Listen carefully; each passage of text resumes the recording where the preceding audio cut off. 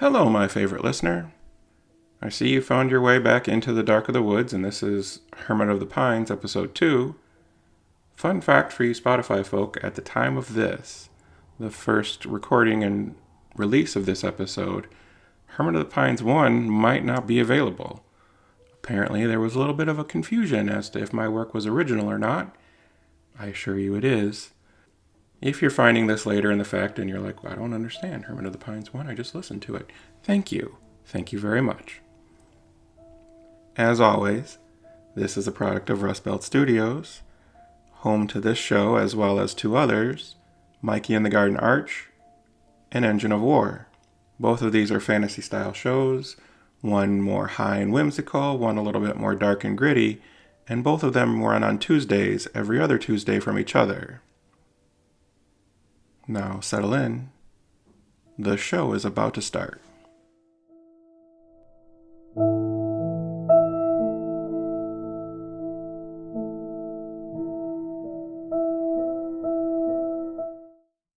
Morning in the backcountry came thin and metallic, the kind of light that arrived reluctantly through cedar needles and seemed to carry no warmth of its own. Frost glazed every rope and buckle. The air stung with a brightness that felt almost chemical, like breathing in a battery. When Jonah unzipped the tent flap, a thin seam of cold slipped inside and stayed there. His breath puffed white and hung before vanishing. Even the snow made noise, a soft hiss when it shifted beneath his boots like it was whispering about them. On the stump where they had sat around the fire the night before, a rabbit waited. Neck broken, paws folded neatly across its chest, steam still curling faintly from its fur. It had been placed, not dropped. They couldn't find any prints that led to or away from it, just the animal, perfect and still against the wood. Jonah stared at it for a long time before reaching for his notebook. He wrote without looking down, "Rabbit left overnight. Deliberate." The graphite trembled slightly, either with the cold or with the surprise, and when he stopped, the silence seemed to deepen around him. Riley emerged next, one ear of the headphones already in place, the recorder hanging against her coat. She crouched by the stump and captured the faint hiss of steam as it cooled. Her breathing was harsh, and she was trying desperately to get it under control so it wouldn't be picked up on her recordings. Casey came out last. He saw the rabbit and immediately swung his camera up and on. He was talking while he recorded, babbling about trades and being deliberate. He felt like they had to leave something in return, so he dug around in his oversized backpack until he found an extra pair of heavy wool socks. He left those by the rabbit, and they looked at each other. They also left the rabbit. Packing took longer than it should have. Every zipper and clasp echoed in the air like an accusation. The stove refused to fit into its sleeve. The tent poles snagged and clattered against the ice. By the time they shouldered their packs, the light had sharpened to a cruel clarity. The forest looked endless and unfamiliar, even though they had walked it the day before. They moved deeper into the pines. The snow was unbroken ahead, but the woods were restless. Small sounds buried in the distance. A branch releasing snow, a creak that could have been the wind or something listening. Jonah walked ahead, his notebook half open in one hand. Riley followed with her headphones slightly off, always half in the world and half tuned to another. Casey trailed and the camera was slung over his shoulder. His eyes were darting toward every shadow that seemed too thick, but he didn't find anything to record. After a few miles, they found the footprints again.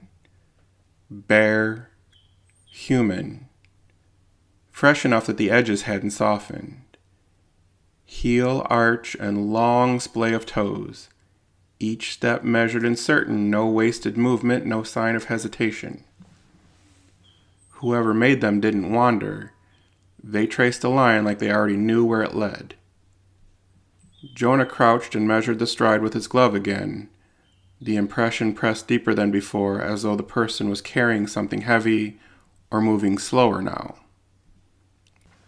They followed the prints until they met another trail, boot tracks, ordinary and human. It was almost a relief to see. The trail bent toward a clearing where a man stood, crossbow slung across his back, hatless despite the cold. His face was rough with wind and stubble the color of dried oak bark. When he saw them, he hesitated, uncertain whether they were hikers or something else. He asked if they were filming, and Casey answered that they were students working on a documentary. The man grunted and made another Blair Witch reference that the kids just shrugged off, but he agreed to talk as long as they stayed as far from his bait pile as they could. He didn't want their smells scaring away whatever he was hunting. He also didn't seem to mind, though, when the camera pointed his way, and when Casey hit record, the hunter looked into the lens like it was another person. He said he'd seen the Hermit more than once, February's mostly. Deep snow, bad visibility. The first time, he'd been out tracking a wounded deer when a blizzard came out of nowhere. He lost his bearings, and the light went flat and you could hardly tell the sky from the ground. Hours passed and his compass seemed to spin and then freeze, and while he had a little bit of back trail to follow, he hadn't been marking his way very well, and snow-covered trees all began to look the same. The hunter's voice lowered when he said he would have died out there if the man hadn't appeared. Barefoot, in a patchwork coat, moving easily through the snow that came to his thighs. The hermit hadn't spoken. He had stood there waiting to be noticed, and when the hunter started toward him, he just walked ahead and expected to be followed.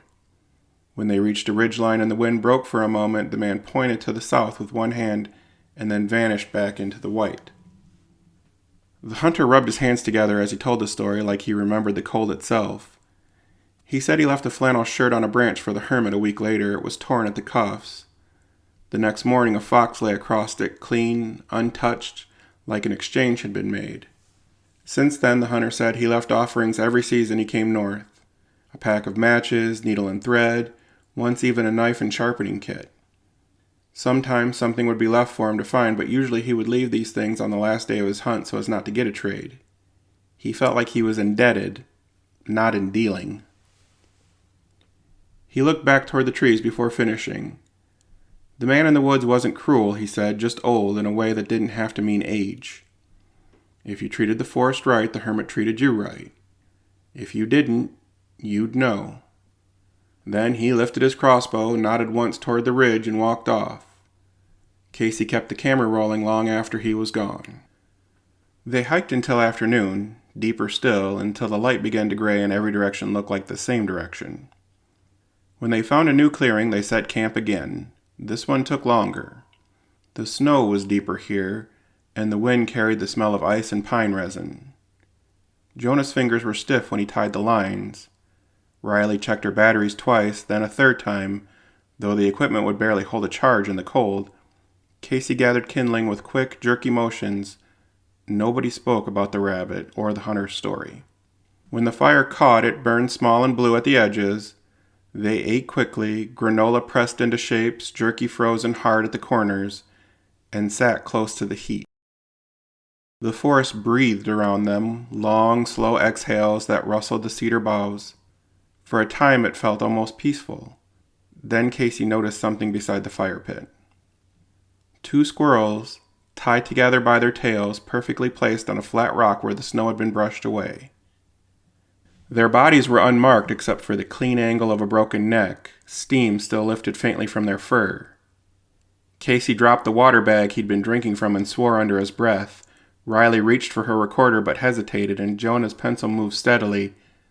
Second trade. Ritual persists. Never saw him. They didn't touch the offering. The fire seemed to burn lower after that, or maybe the night simply thickened. Each of them tried to pretend sleep came easily, though it didn't. Sometime past midnight, Jonah awoke. The tent fabric trembled with small sounds, not the wind, not quite animals. Something moved just outside, brushing snow aside with slow, deliberate weight. Jonah held his breath, and the noise grew clearer, the soft crack of small bones, the wet pull of something being eaten. Between those sounds came another, steady, unhurried breathing, as if whoever was out there had all the time in the world. Jonah's pulse drummed in his ears. Casey lay beside him but didn't speak. Riley shifted once, then lay still. She wasn't even awake. The noises went on, patient and close.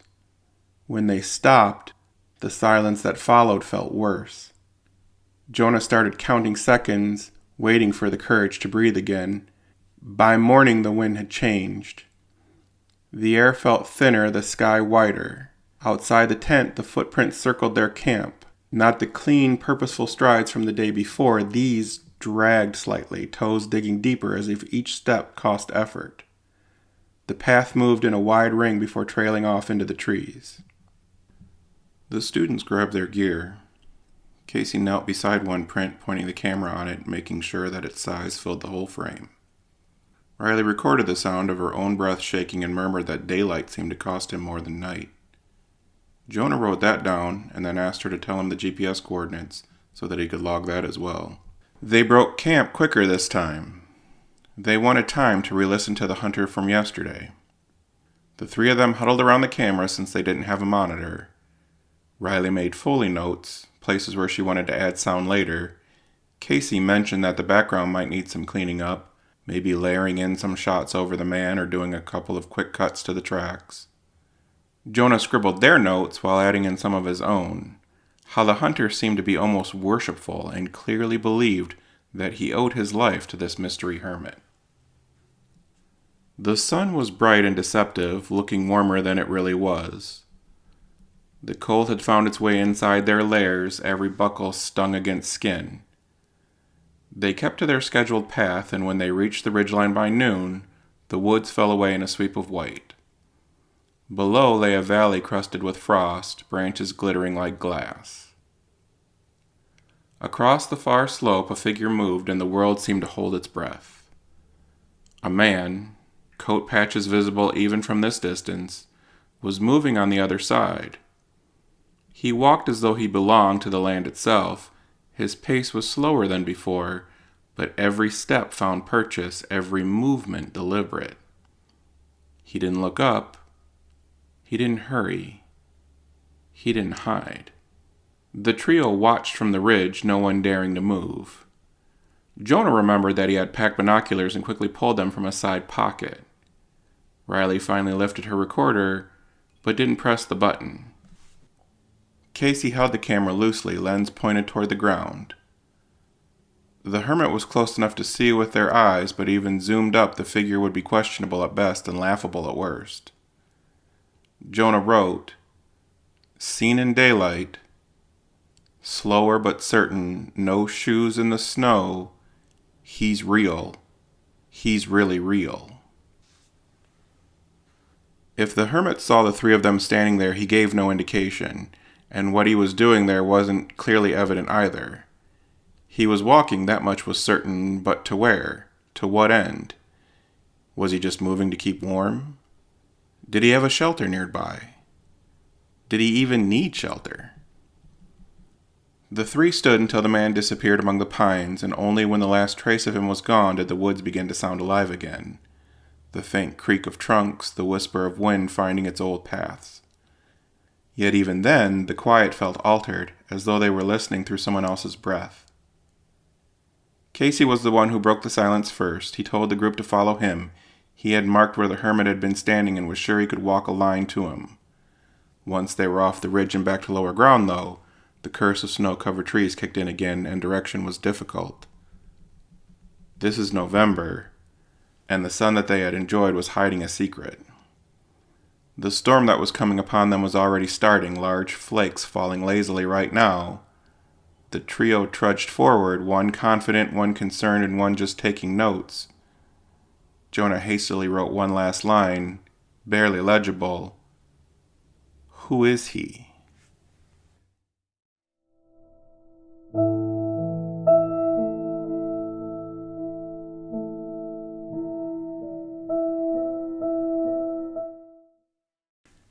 Hello again. Thank you very much for listening to this episode of Hermit of the Pines, a Rust Belt Studio production.